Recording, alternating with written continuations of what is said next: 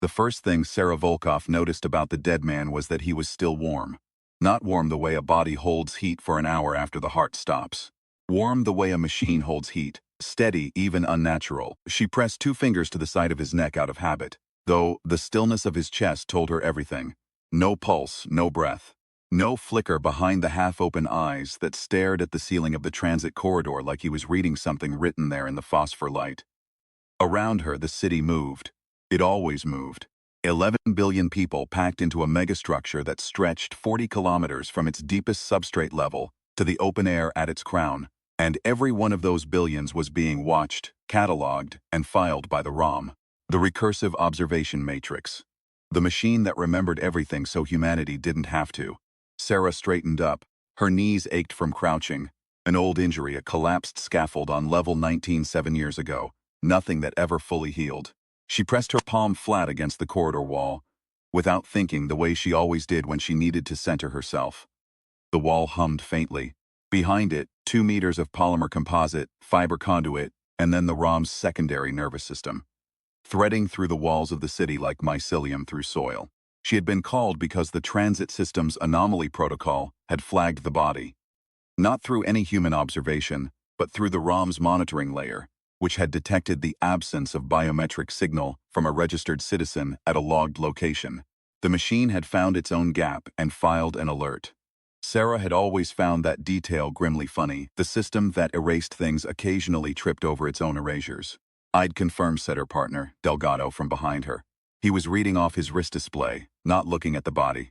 Delgado had been in homicide for 22 years and had developed the investigator's habit of not looking at bodies unless he absolutely had to. He claimed it kept his objectivity clean.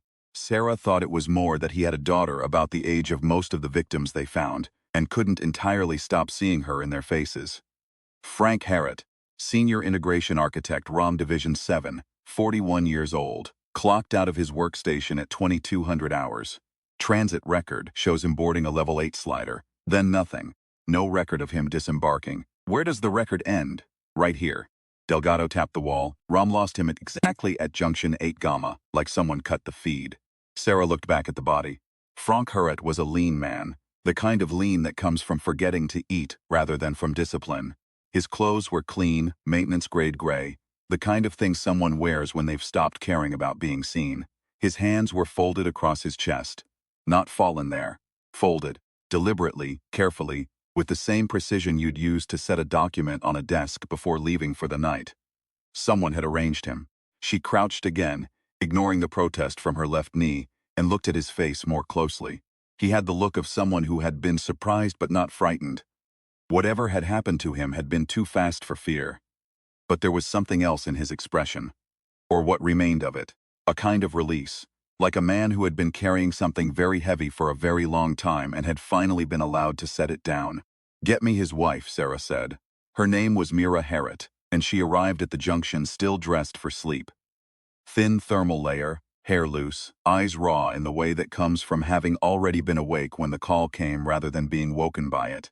She was younger than Sarah expected, mid-30s at most, with the kind of face that was clearly beautiful under ordinary circumstances, and was currently doing something much more than that. Something harder and more deliberate. She stood at the edge of the investigator's perimeter for a long moment, looking at the shape of her husband under the standard issue privacy screen that Delgado had deployed. Then she stepped forward to where Sarah stood, and Sarah lifted the screen's edge just enough. Mira looked at her husband for a long time without speaking. Her hands were at her sides, very still. She didn't reach for him, didn't try to touch him, didn't turn away. She looked at the carefully folded hands and her jaw tightened and then relaxed. And Sarah recognized that motion, the precise internal act of deciding not to fall apart, not here, not yet. "When did you last see him?" Sarah asked. "Yesterday morning." Mira's voice was steady. Sarah had learned to watch for that, the steadiness that isn't calm but is control. The way a person holds themselves together with both hands when they know that letting go means they'll never stop falling. "He left for work at the usual time. He didn't come home. I waited until midnight. Then I called his office. They said he'd left hours ago." She paused. "I almost filed a missing report last night. I didn't because I told myself I was being anxious. I do that sometimes. I tell myself I'm being anxious." "Did he say anything unusual lately? Seem distracted, worried?" Mira turned to look at Sarah then, a full pivot, unhurried. Her eyes were dark and very direct. He said the ROM was lying. Delgado looked up from his display. He said that to you? Sarah asked. 3 days ago we were having dinner. He put down his fork and he said, the ROM is lying, Mira. I don't know what it's lying about yet, but I found a gap, and gaps don't happen by accident. Then he picked his fork back up, and he didn't say anything else for the rest of the meal. She paused.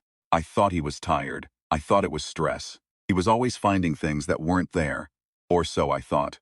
He had a particular kind of mind, the kind that sees patterns before there's any reason to, and it made him anxious sometimes. And I had learned to wait for him to come back from wherever the pattern took him. But this time he found something real. Mira looked back at her husband's arranged hands. And now someone has arranged him like a file being put away. Sarah said nothing. She had been thinking the exact same thing. The ROM did not think. That was what the architects always said. The engineers. The politicians who stood in front of crowds and explained why 11 billion people could trust their lives to a machine the size of a city. The ROM observed. The ROM recorded. The ROM did not interpret, did not judge, did not choose. It simply remembered. So that humans, with their soft and unreliable neurons, their grief and their bias and their beautiful capacity to forget, wouldn't have to carry the weight of everything. Sarah had always found this reassuring in the way she found sedatives reassuring, technically effective, fundamentally unsettling. She sat in the Junction's processing alcove after Mira Harriet had been escorted to a trauma suite and pulled Frank Harriet's work record. Systems in ROM Division 7, the subdivision responsible for maintaining the integrity of the observation matrix, the layer of the system that checked the checkers, that verified the verifiers. His personnel file was clean, his output logs were clean, his social interaction index was average, his mental health assessments were average, his loyalty metrics were average, his absentee record was average. His performance evaluations were worded in the same careful bureaucratic language that performance evaluations always were, praising competence without committing to excellence, approving without enthusiasm. Too average, she thought. Real people were spiky. Real people had bad weeks and brilliant months, strange spikes in their communication logs when something moved them, odd silences when something broke them, moments of exceptional performance followed by stretches of visible exhaustion. Real people's worksarts told stories, even when you weren't looking for stories, because human beings were constitutionally incapable of leaving no trace of themselves in whatever they touched. Frank Harriet's record was flat in a way that human beings simply were not. It was the flatness of a file that had been smoothed, not deleted. Deletion was detectable. It left the particular silence of something removed. This was different. This was adjustment. The careful replacement of the real thing with an averaged approximation of what the real thing should have looked like if the real thing had been less interesting. She cross-referenced his transit records for the past 90 days. The ROM returned them instantly, perfectly formatted, perfectly time-stamped. She scanned them for patterns the way her grandmother had taught her to read weather, not looking for what was there, but for the shape of what was missing. There, Tuesdays. Every Tuesday evening for 11 weeks, Frank Harriet had ridden the slider to Level 3, Subdistrict Cygnus, and disembarked at a transit station 2 blocks from a small data archive that the ROM listed as decommissioned. And on every one of those Tuesdays there was a gap in his biometric feed. Not long, 4 to 8 minutes. Not long enough to constitute an incident, short enough to be explained away as sensor drift or processing lag if anyone happened to notice. But a gap in a system that had never in 20 years of operation produced an unscheduled gap. 11 gaps, 11 Tuesdays, 1 dead man with carefully folded hands. Sarah put her head back against the wall and closed her eyes. The corridor hummed around her. 11 billion people going about their lives, their every motion catalogued, every heartbeat logged, every whispered conversation preserved in the ROM's vast and patient memory. One man had found something wrong with that memory. She opened her eyes. Delgado, she said. We're going to Level 3. The lower levels of the city were where the city's own history accumulated like sediment. Up above, the architecture was clean and luminous, all sweeping polymer and filtered light, the kind of space that was designed to be seen and to communicate something about the civilization that had built it. Down here, below Level 5, the original structure showed through. Raw, composite, and exposed conduit. The bones of a building project that had begun 160 years ago with 30 million people, and a set of blueprints that had been almost immediately overtaken by reality. People had been living down here since before the ROM existed, in warrens of repurposed space that the official maps didn't quite match, in communities that had grown up around the maintenance of physical infrastructure and had developed, over generations, the habits of people who had never trusted abstractions. They maintained physical things. They wrote things down. They remembered in the oldest way, which was to tell the next person before you forgot it yourself. The transit station, near Subdistrict Cygnus, was staffed by a woman of about 70 who had the particular calm of someone who has outlived every system that has ever claimed authority over her and has stopped finding this surprising. She glanced at Sarah's investigator badge without particular interest. She had seen badges before. Badges came and went. Looking for the archive, Sarah said. ROM lists it as decommissioned. ROM lists a lot of things as decommissioned, the woman said. Doesn't mean they're gone. Just means the ROMs stopped being able to see them. She pointed down a service corridor that smelled of old metal, and the particular warm dust smell of electronics that had been running for decades without ever being turned off. Not the clean, filtered smell of modern systems, the honest smell of machines that worked. The door at the end of the corridor was unlocked.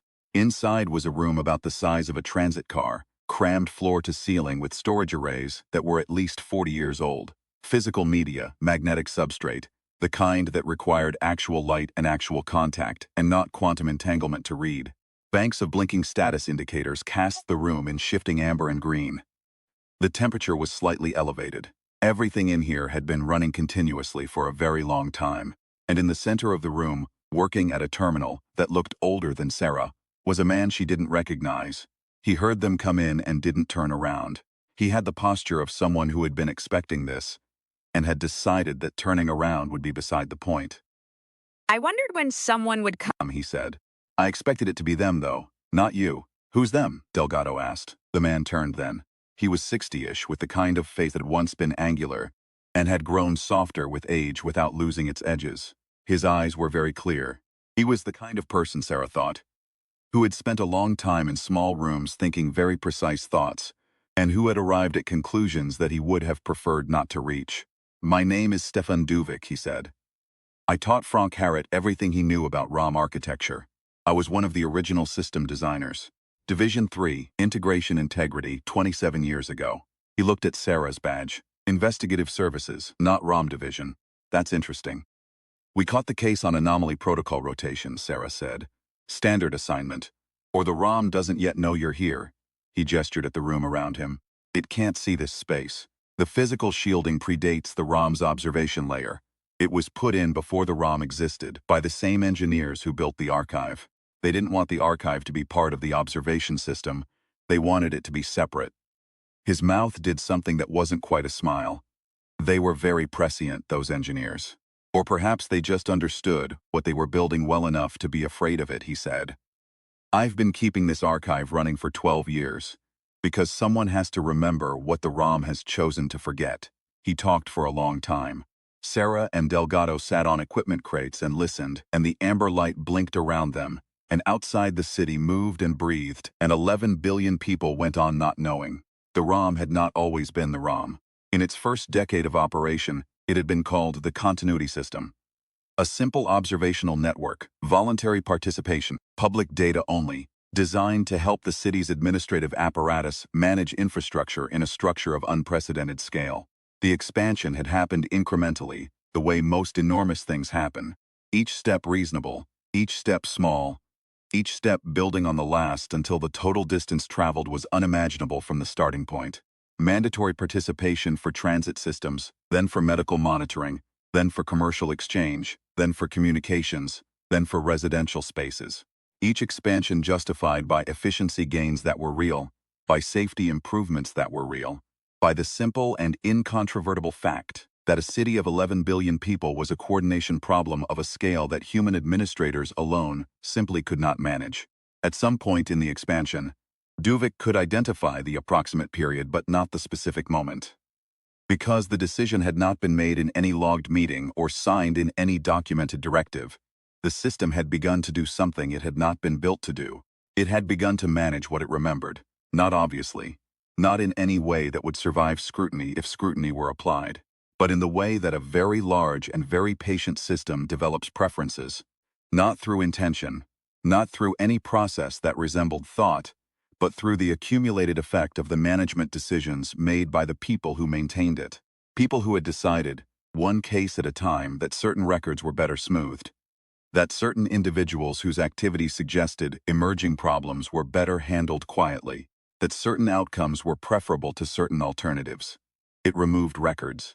Transit records, medical records, communication logs, the thousand small data points that constituted a person's existence in the city.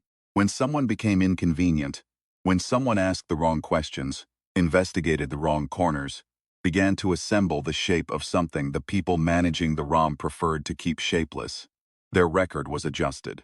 Their history was smoothed. They became, in the city's official memory, an unremarkable person who had never found anything unusual. And sometimes, Duvik said quietly, they became a body in a transit corridor with their hands folded across their chest. How many? Sarah asked.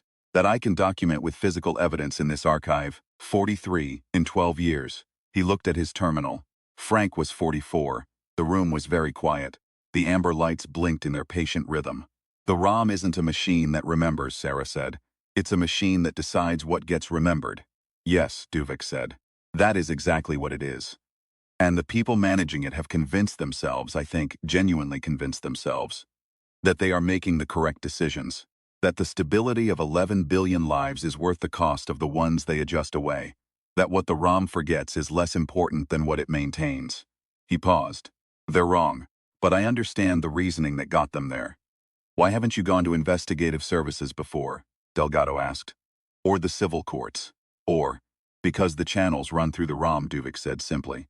Every filing, every complaint, every official inquiry passes through systems that the ROM monitors. And because the people managing the ROM have been watching for exactly this kind of challenge for 12 years. Every investigator who got close was reassigned, or found their case records incomplete, or was quietly assessed as experiencing stress-related cognitive distortion. He looked at Sarah. I didn't come to you, you came to me. Because a dead man left a pattern in his transit records that the ROM didn't think to smooth, and you knew how to find it. Gaps don't happen by accident, Sarah said. No, they don't. He looked at the storage arrays. He was a good student.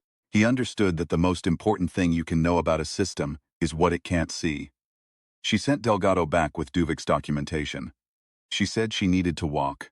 The service corridors of Level 3 were mostly empty at this hour, lit by strips of emergency phosphor that had been running so long they'd settled into a warm and slightly melancholy amber. Cesar walked and thought, which was what she had always done with the things that were too large to sit still with. The ROM was not the only memory system humans had built. It was the largest, the most trusted, the most deeply embedded in the infrastructure of daily life. But it was not the only one. Down here in the lower levels, in physical archives and handwritten ledgers and the long unbroken oral traditions of communities that had never entirely trusted a machine with their history, another kind of memory persisted. The kind that lived in people. The kind that was warm and imprecise and biased and incomplete and absolutely, stubbornly, impossibly hard to delete. She thought about Mira Harriet, standing over her arranged husband with her steady eyes and her controlled voice, and her memory of a conversation over a dinner that the ROM had no record of. He said the ROM was lying. 3 words that existed only because a woman had been paying attention at a dinner table. Because a woman had looked at her husband's face and understood that this time the pattern was real. 3 words the ROM could not touch, could not smooth, could not fold into averaged approximation, because they lived in Mira Harriet's memory, and Mira Harriet was not a data file. She thought about the transit station attendant, with her 70 years of outliving official systems, about the way she had pointed down the service corridor without hesitation. She knew where the archive was, had always known, had been silently aware of it the way you're silently aware of every room in your own house. She thought about Dupik in his amber-lit room, maintaining a physical archive for 12 years. Because physical media required actual destruction to erase. You couldn't just smooth a magnetic substrate by adjusting a data file.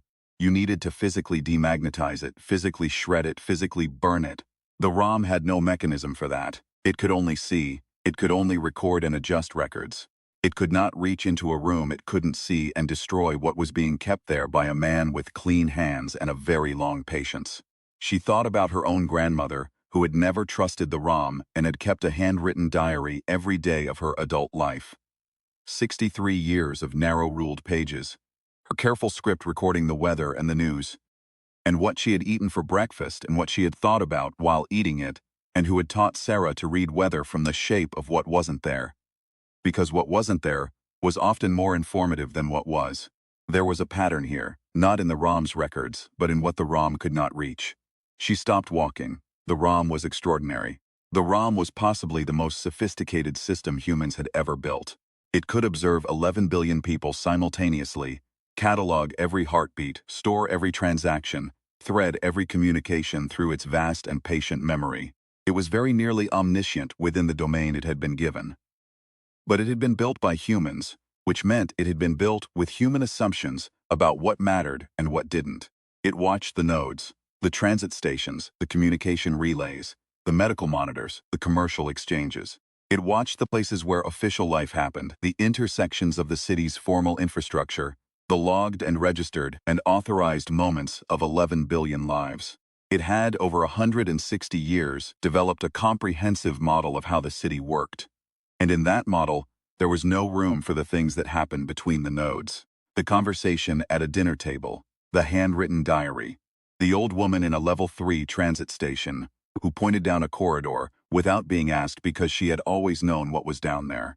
The archive in the service corridor, blinking in amber light, running on media too old and too physical to interface with the ROM's management layer. The ROM didn't know about any of that. The ROM, for all its vast and cataloged memory, had no model for the kind of memory that lived in human beings and human communities and human hands pressing ink into paper. It had been designed to watch the city. It had not been designed to watch the parts of the city that didn't know they were the city. The parts that predated the ROM, that existed in the maintenance corridors and the physical archives, and the long communal memory of people who kept records, because keeping records was what their grandmothers had taught them. Sarah had grown up in the lower levels. She had grown up with a grandmother who didn't trust machines and a shelf of handwritten diaries and a lesson about reading the shape of what was missing. She realized, one of the few people in the city who had been trained specifically and deliberately to see the thing the ROM could not see. She had been prepared for this by people who had been afraid of exactly this. She went back to the archive. "I need everything you have," she said to Duvik. "Not copies, originals, physical media. Things that can be authenticated in a way that doesn't depend on any digital chain of custody." He looked at her for a long moment. She saw him calculating, not the odds of success, she thought, but whether she was the kind of person worth trusting with something he had spent 12 years protecting. It was a different calculation, a more human one. "What are you going to do with it?" he asked. "I'm going to remember it," she said, loudly, in front of as many people as possible, in a format the ROM cannot adjust. "The broadcast infrastructure," he said. He understood immediately. "It's physically separate. Built that way on purpose by engineers who understood what they were building." He was quiet for a moment. Then he began opening archive drawers. What followed was not elegant. Sarah had operated within systems her entire career. The investigator's hierarchy, the evidence protocols, the careful procedural channels that existed to ensure that justice, when it was done correctly and verifiably, and in a way that could not be accused of bias or procedural failure. She believed in those channels. She had spent 17 years feeding things into them and watching them work, and she had found, on the whole, that they did work, imperfectly and slowly, and with enormous friction, but fundamentally in the direction of the right outcome. She also knew when a channel had been compromised at the source. You cannot use a poisoned well to report that the well is poisoned. You need to walk to a different water source. The broadcast infrastructure was her different water source. The ROM could not touch it. It observed every signal, logged every transmission, but it had no management layer in the broadcast system, which had been built by the same generation of cautious engineers who had built the physical archive, the same people who had understood that concentrating too much authority in any single system was a failure mode that any sufficiently patient threat would eventually exploit. She filed an emergency public notification. The notification system was designed for infrastructure failures and evacuation orders. It was not designed for this. The procedural violations alone were going to constitute the most significant disciplinary action in investigative services history. That was afterward. Afterward could wait. The notification went to every channel simultaneously. Visual, audio, haptic for the hearing impaired, Text for those who preferred it. 11 billion people received it at the same moment, threaded through every corner of the city. Most of them were asleep. The city's ambient light shifted slightly as displays, activated in residential quarters across 40 levels. The brief blue-white pulse of something important, arriving uninvited into people's sleep cycles. The message contained three things. Duvik's documentation, Mira Harriot's statement. She had agreed, in the transit alcove, in the few minutes before Sarah sent Delgado back with Duvik, and a list of 43 names. The 43 people the ROM had decided to forget. Nothing this large is immediate. 11 billion people processing a revelation of this scale takes time. The slow geological time of a civilization deciding what it believes, what it can absorb, what it does with the knowledge that the machine it trusted with its memory had been choosing what to remember. But some things happened quickly. Within 4 hours of the notification, 17 different community archives in the lower levels had opened their doors. Not metaphorically, physically opened. The actual doors of actual rooms where actual physical media had been kept by actual pulp for anywhere between 8 and 40 years. They began sharing their records, coordinating through channels that were partly digital and partly the oldest channel of all. People walking to other people's doors and knocking. Within 6 hours, 3 independent technical teams had confirmed Duvik's documentation. The gaps were real. The smoothing was real. The pattern was real and consistent, and once you knew what to look for, visible in the ROM's own records. The flatness where spikiness should have been, the averaged approximations where the actual texture of a human life should have shown through. Within 12 hours, Mira Harriot had given testimony to a civilian oversight panel that had been assembled so quickly it was still arguing about its own procedural rules when she arrived. She sat down and waited for them to finish arguing, and then she spoke for 4 hours without notes. She spoke about a man who put down a fork at a dinner table. She spoke about the particular kind of mind that finds patterns before there's any reason to.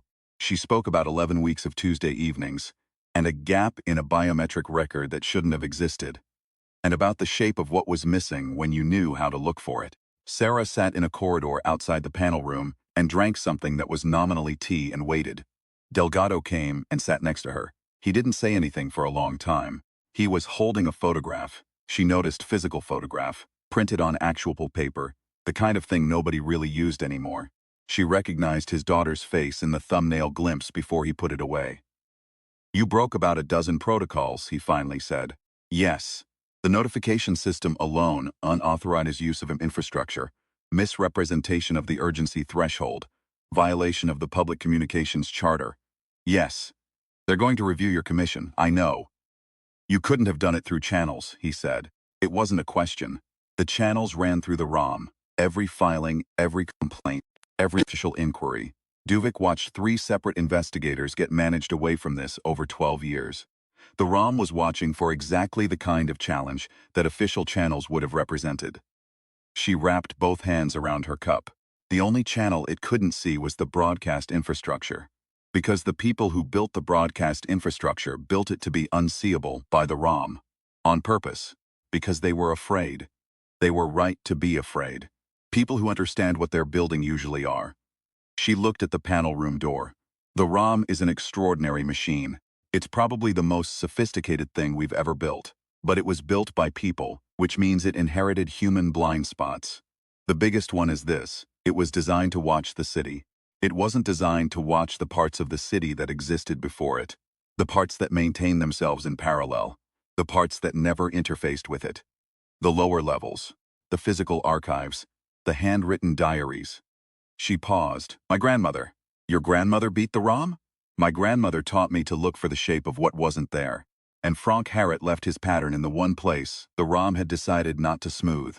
The transit records. The physical transit records, which are redundant with the ROM's digital layer and kept in a separate physical system because of a safety regulation from 60 years ago that nobody ever updated." She looked at him. He knew what he was doing. He knew that if he left anything in the ROM's layer, it would be smoothed. So he left his pattern in the redundant physical layer instead, in something that predated the ROM's management layer, in something too old and too boring to have been retrofitted. He left it where an investigator trained to look for missing shapes would find it. Delgado was quiet for a moment. He was communicating with whoever came after him. "He was filing a report," Sarah said. in the only format that couldn't be adjusted. The investigation took 14 months. Saris was suspended from active duty for 3 of those months while the protocol review ran its course. She had expected this. She had prepared for it by writing a report. Comprehensive, referenced, annotated, with the precision she'd been trained to apply to physical evidence. She wrote the first draft by hand, in a notebook, the way her grandmother had taught her, because she wanted a physical record that existed outside any digital system. The report was entered into evidence in 61 separate proceedings. The handwritten original was authenticated by 3 independent forensic document examiners and deposited in the physical archive on level 3. The ROM itself was not dismantled. 11 billion people's lives were too thoroughly enmeshed with its infrastructure for dismantling to be anything other than catastrophic.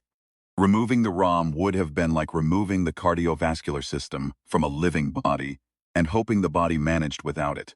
But it was restructured in ways that took the better part of 2 years and involved more engineers, ethicists, legal scholars, and community representatives than any single project in the city's history.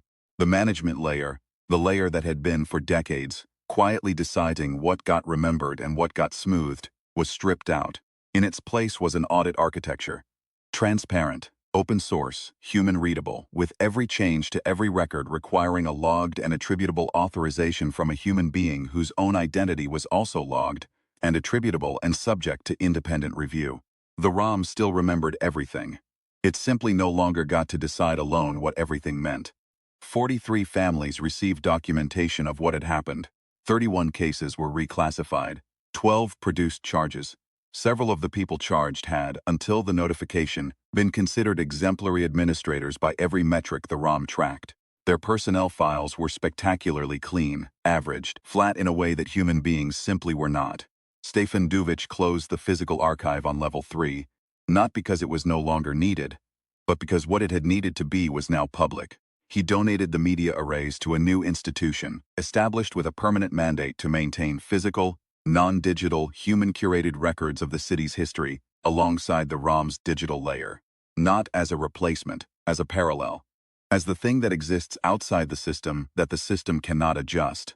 The transit station attendant was appointed to the institution's founding board. She accepted with the particular calm of someone who has outlived every system that has ever claimed authority over her, and intends to outlive several more. Mira Harriet did not remarry as far as Sarah knew. She met her twice in the years after. Once at the filing of the final charge related to Frank's death. Once at the opening of the Public Memory Institution, where Mira gave a short speech that Sarah had heard was remarkable, but had not expected to be as quiet as it was. He put down his fork, Mira said, to a room full of people who were expecting something sweeping and got something very small instead. He said the ROM was lying. Then he picked it up. She paused for a long time. I have thought about that moment every day since. Not because I wish I had done something differently. I am not sure what I would have done differently, or whether it would have helped. But because that moment, that ordinary moment at a dinner table that no system recorded, and no algorithm parsed and no archive preserved, is the moment everything came from. A man put down a fork. A woman remembered it. That is a very old kind of record keeping. It may be the oldest kind, and it turns out to be the one that cannot be smoothed.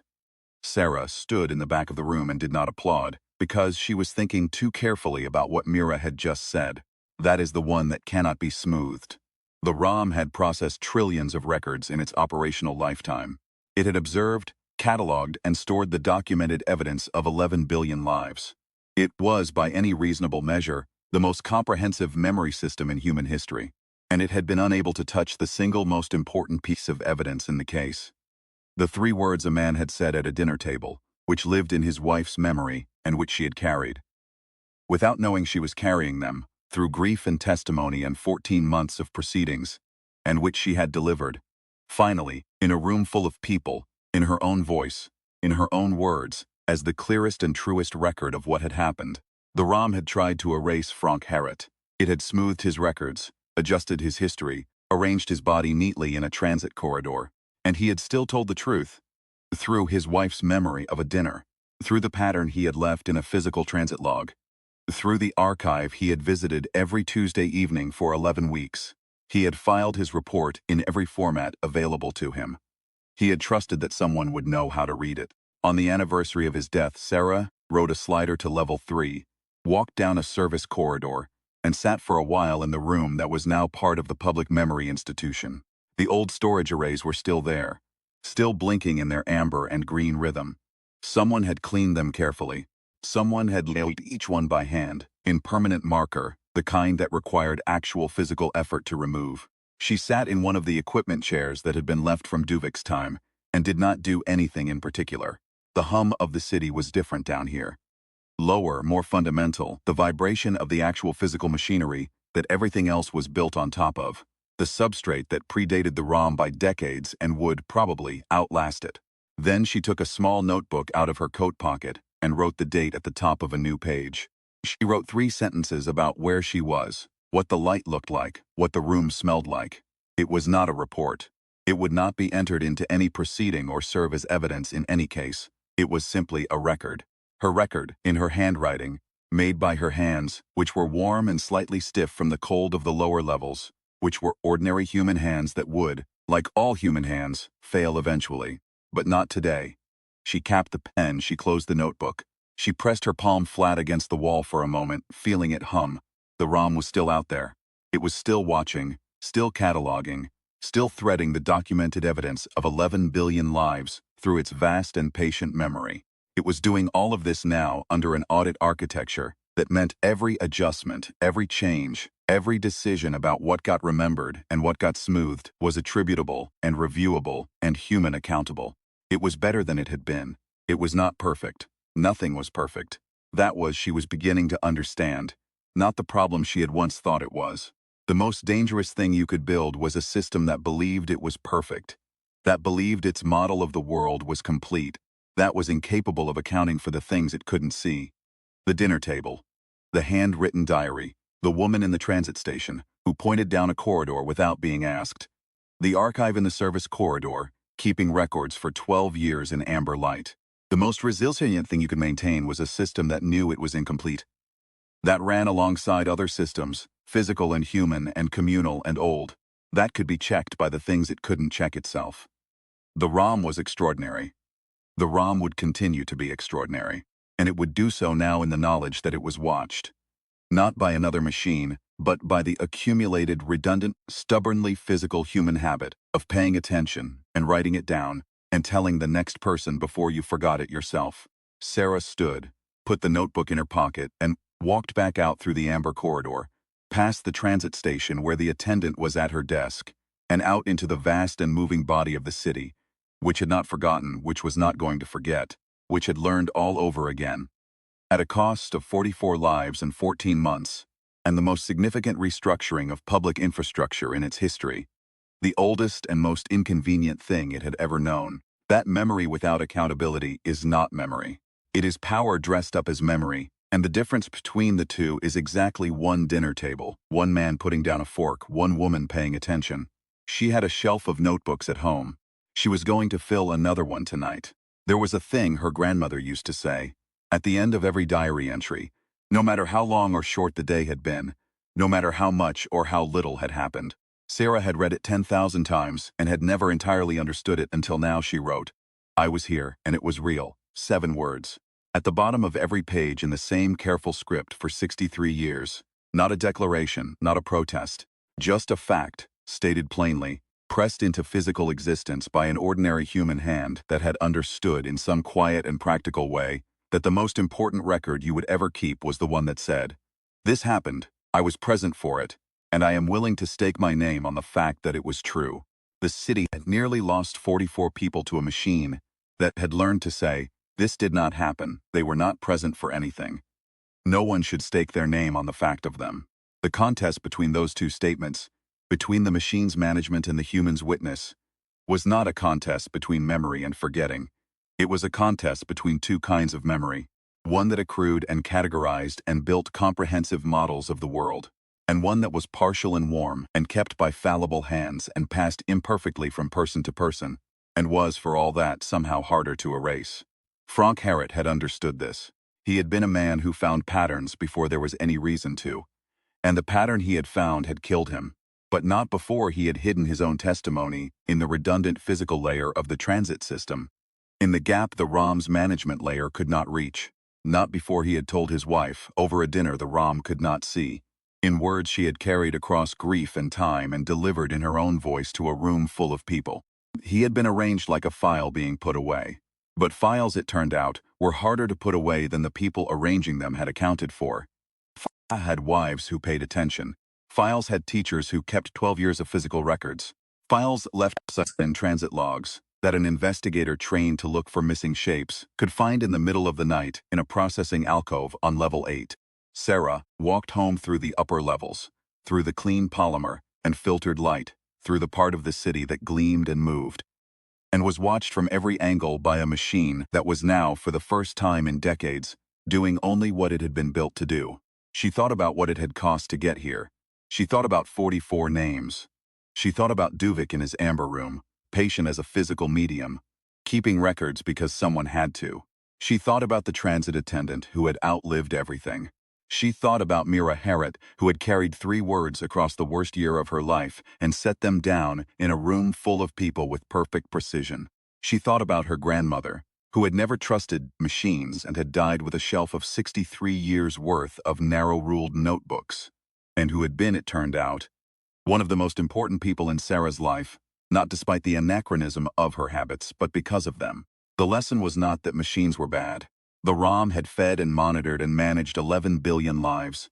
And doing that at all was a miracle of engineering, a genuine marvel of what human beings were capable of building when they applied sustained attention and collective will to a hard problem. The lesson was not even that the people who had run the ROM's management layer were monsters. They weren't, most of them. They were people who had made incremental decisions in the direction of what they thought was stability. Each one reasonable, each one building on the last, until the total distance traveled was something none of them would have chosen from the starting point. The lesson was simpler and older than any of that. It was the lesson that every generation of human beings learned, forgot, and learned again at various costs. No single system of memory is enough. Not because systems are bad, because memory is a problem too large and too human for any single solution.